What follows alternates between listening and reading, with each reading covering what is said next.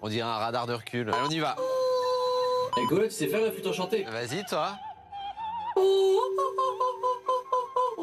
mal. Eh ouais. Attends, j'essaye. Remets la musique au début. Oh.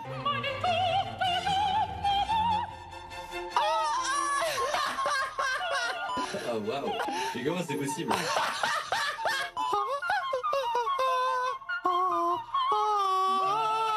Attends.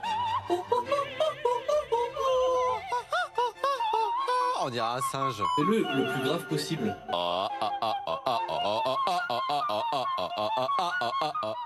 Mais en fait, t'es un mec grave, toi. Hein? T'es un mec grave en fait. Presque parfait. Hein. C'est vrai? Et bonjour à tous, bienvenue. Aujourd'hui, nous sommes mardi 30 septembre 2025. C'est le dernier jour du mois. J-17 avant les prochaines vacances scolaires.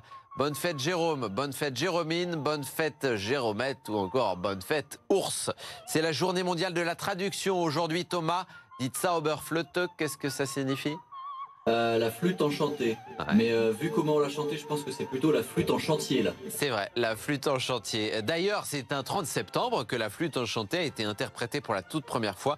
Flûte enchantée de Mozart en 1791. En 1946, autre événement arrivé un 30 septembre, c'est la fin du procès du tribunal militaire de Nuremberg, un procès qui aura duré 10 mois. 22 dirigeants nazis sont condamnés pour crimes de guerre, dont 12 à la peine de mort. Parmi eux, Göring, qui se donnera la mort la veille de son exécution. Voilà pour les deux infos à retenir aujourd'hui.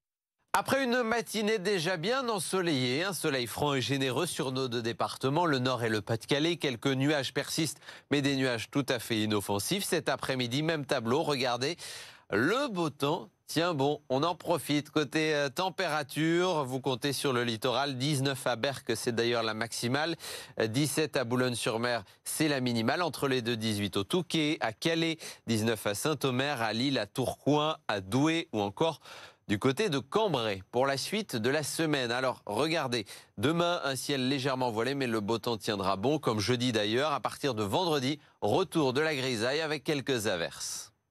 Et puis aujourd'hui, mardi, comme tous les mardis, c'est conseil jardinage. On retrouve Marion, que vous retrouvez sur ses réseaux sociaux, la main verte de Marion. Bonjour Marion. Bonjour Cola.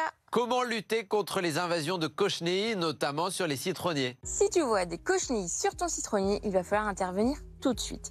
Dans un premier temps, tu vas faire des pulvérisations de savon noir que tu vas diluer dans de l'eau tiède de préférence et tu vas pulvériser régulièrement.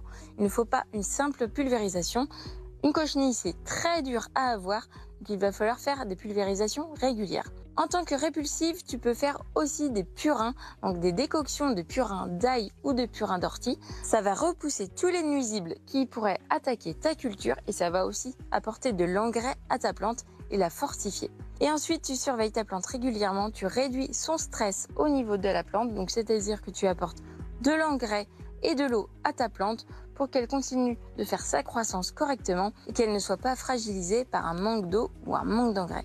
Salut! Merci beaucoup Marion. Vous avez des questions jardinage ou tout autre message à faire passer? Envoyez messages, photos et vidéos via WhatsApp au 0613 024 693 ou par mail à cola@bfmlocal.fr. Nous sommes joignables. Bonne journée à tous et bon courage.